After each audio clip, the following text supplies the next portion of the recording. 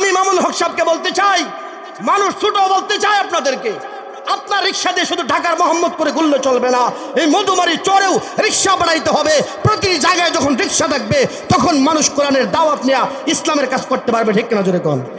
এই হাত পাকার চরমনের বিশ্বাসকে বলতে চাই, আপনার সেই হাত পাকা দিয়া শুধু বরিশালে বাতাস খেলে হবে না, সারা দেশের মানুষকে বাতাস খাওয়াইতে হবে। ঠিক কিনা জোরে কোন? আমি ডক্টর শফিকুর রহমান সবকে বলতে চাই, জামাত ইসলামের দাঁড়িপাল্লা সে ওজন শুধু আপনার বাড়িতেই দিয়েন না, জনগণকে মাপতে দিয়েন। ঠিক কিনা জোরে? যখন রাস্তাঘাটে চলি মানুষের মুখে একটা বাক্য শুনি, মানুষ বলে হুজুররা এবার ইনশাল্লাহ ক্ষমতায় যাবে, আবার কিছু মানুষের মুখে শুনতে শোনা যায় যুবকরা বলে হুজুর দোয়া করবেন, আমি জামাত ইসলামকে ভোট দেব। আমার মানুষ বলে না, বলে না। আমি বলতে চাই মামুনুল হক সাহেব হুজুরকে, হুজুর আমরা আপনার সন্তানের মতো, এখনো যদি আপনারা দল জোট করতে না পারেন তাহলে মনে করবেন এই দেশের মানুষের দ্বারা আপনাদের কোনো ফায়দা হবে না। মানুষ চায় আলেমদের ঐক্য, ঐক্য যদি হয় এবার মধুমারি লই সারা বিশ্বের মানুষ, সারা দেশের মানুষ ইনশাআল্লাহ ইসলামকেই জয় করবে। ঠিক কেন জোরে কন? যদি জোট হতে না পারেন তাহলে বরিশালের বাতাস বরিশালেই খেতে হবে, ঢাকার রিক্সায় ঢাকায় চলবে, গ্রামগঞ্জ আর চলবে না। ঠিক কেন জোরে কন?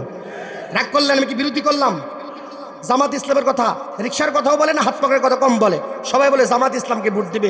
অনেকে বলে জামাত ইসলামের সাথে যাবে না, জামাত ইসলাম এই সমস্যা সেই সমস্যা। রাখেন আপনার সমস্যা, মিয়া জোট করেন আপনারা। মানুষ ইসলাম বলতে জামাত ইসলামকে চিনে। আপনারা সবাই মিলে আগে দেশ ঠিক করেন, আপনাদের মাঝখানে কেউ সরকার হন। এই দেশের মানুষ মতানৈক্য দেখতে চায় না, মানুষ এবার ইসলামী মার্কায় ভোট দিয়ে এই দেশের মানুষ শান্তি চায়। ঠিক না জোরে করেন? আপনারা কি একমত না? একমত না? বলেন ঢাকার রিক্সা কি ঢাকায় চলবে না গ্রামে আসার দরকার আছে? বরিশালের হাত পাকে বরিশালে থাকবে না গ্রামে আসার দরকার আছে? হ্যাঁ হ্যাঁ, দাঁড়িপাল্লা সে ওজন শুধু আপনার বাড়িতেই দিয়েন না, জনগণকে মাপতে দিয়েন। ঠিক কিনা জোরে কোন?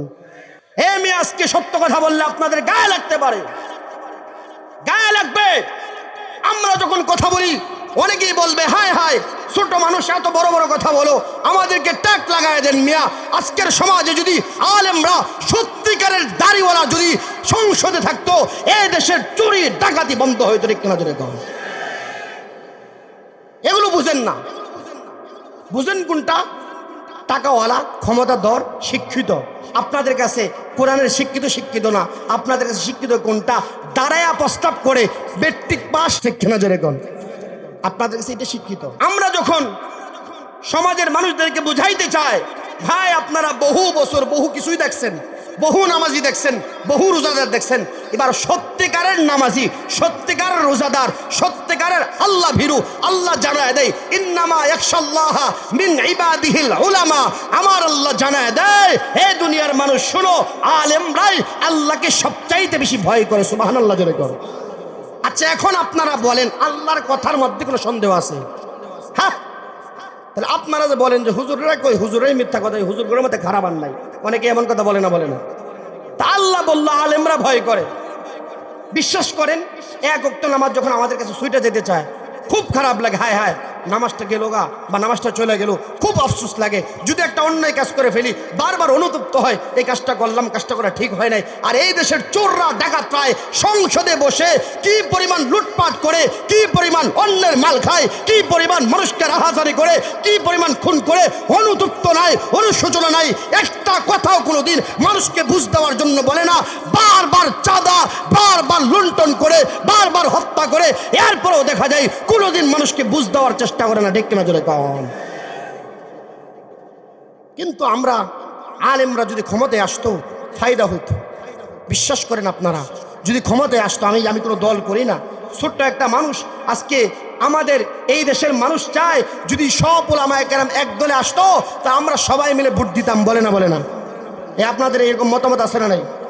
কিন্তু আজকের মানুষগুলো, কিছু মানুষ দেখবেন আমরা ফাজিল মার্কা, এই কথা বলার পরে যখন শুনছে 8 দলীয় জোট হয়ে গেছে, এই চোররা আবার এখান থেকেও বলাইছে ওর আসল মার্কায় ভোট দেবে, কিন্তু 8 দলীয় জোট আলেমদেরকে ভোট দেবেন, এমন মানুষ আছে না নাই? এটাও একটা ইসলামী কথা, মনে রাখবেন।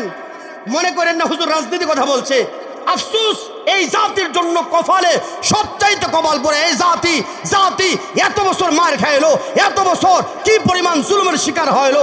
এরপরে দেশের মানুষগুলো যদি সচেতন না হয়, এখনো যদি ভাগ্য পরিবর্তন না হয়, খোদার কসম করে বলি এত বছর পরে এত জুলুমের পরেও এই দেশের মানুষের ভাগ্য যদি পরিবর্তন না হয়, আল্লাহর কসম খোদার কসম করে বলি মনে হয় এই দেশের মানুষের কপাল সোজা হবে না। ঠিক না জোরে?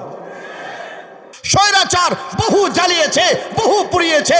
আল্লাহ তাআলা নিদর্শন দিয়া আবাবিলের মাধ্যমে স্বৈরাচারকে আমাদের দেশ থেকে ভারত পাঠিয়ে দিয়েছে। ঠিক না জোরে কও?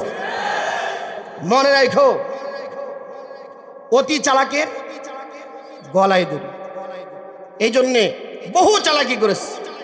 আফসোস লাগে, রফিকুল ইসলাম মাদানী সত্য কথা বলে, আল্লামা মামুনুল হক বাবা এত সুনাম ধন্য একজন মানুষ, যুগ শ্রেষ্ঠ একজন আলেম, কিনা কেউ চুরির মামলা ডাকাতির মামলা দেয়। এদেশের মানুষ কিছু গাঁজাখোর আছে, এদের কথা আবার সায় দিছে, হ্যাঁ মামুনুল হক চুর না হলে তাহলে চুরির মামলা আসলো থেকে। আরে বেটার বউ বেটা, চুরির মামলা আলেমদেরকে দেওয়া, এটা শুধু আলেমদেরকে নয়, আগের যুগের সাহাবা একরাম, তাবিঈ, আমাদের রসুল সহ আমাদের নবী সহ জেলখানায় ছিলেন। জেল খাটা আমার নবীর সুন্নত, জেল খাটা সাহাবীদের সুন্নত, জেল খাটা তাবিঈদের সুন্নত, জেল খাটা আইম্মা মুস্তাহিদিন সুন্নত। এই জন্য জেল খাটলি চোর হয় না, কিছু ভালো মানুষকে জেলখানায় নেই। ঠিক কিনা জোরে কর? মনে করেন না যে জেল খাটলে মনে হয় চুর হয়ে যাবে।